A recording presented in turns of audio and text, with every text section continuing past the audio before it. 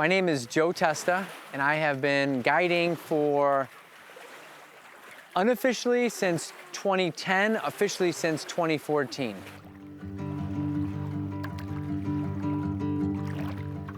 So I grew up fishing. I probably was introduced to fishing at an age of about 3 or 4 from my grandpa. He lived on the Intercoastal Waterway in Florida, right off the Boca Ciega Bay. He lived on a Treasure Island off of a Little Finger, and we spent a lot of time sitting on the dock fishing.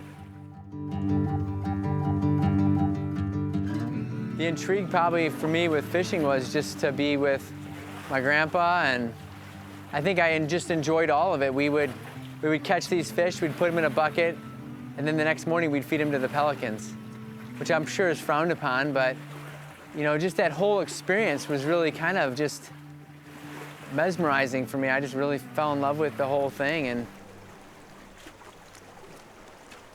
a lot of the reason we branded the business Freshwater Therapy was because of just the whole idea that I can have all this anxiety and stress in my life, and then I'm on the water and I just forget it all. And I think God made water to be refreshing. I mean, you know, there's a famous psalm, Psalm 23, that says, where David says, He leads me beside quiet waters, He restores my soul. I just think that's the feeling I have when I'm on the boat, or even when I'm walking a stream and fly fishing. It's just this very life-giving experience for me.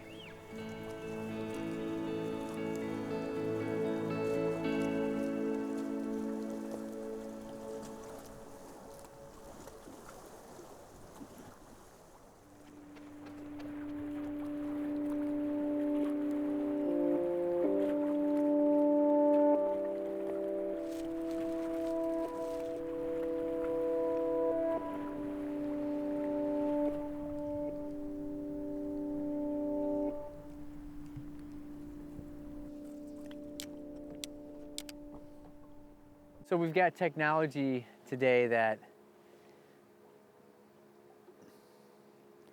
pretty much puts us on fish. I mean, we can see the fish eat our bait.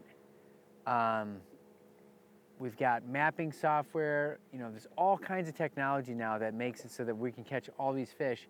And so I feel like our scenario with the present is we have to be more conscious of like how we're managing our resource than we ever have been, because I think there's a lot really at stake. I mean, these fish can be over-harvested. You fish any inland lake, and you take all of or a lot of the fish that you're catching that are more of the brood stock, the ones that are going to actually be the reproducers, and you end up, I think, damaging the resource. And so we practice a lot of catch and release as it relates to the smallmouth and largemouth on this lake.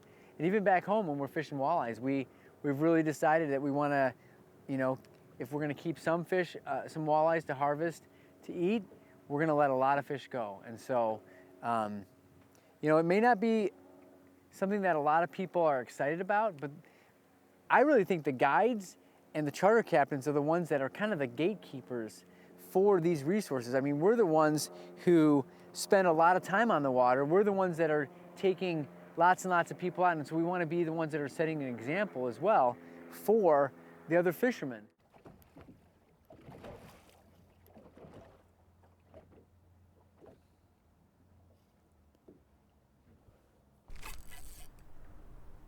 Oh, that looked really good. That's something that, again, we just put a high value in, is having people have a great experience while they're with us.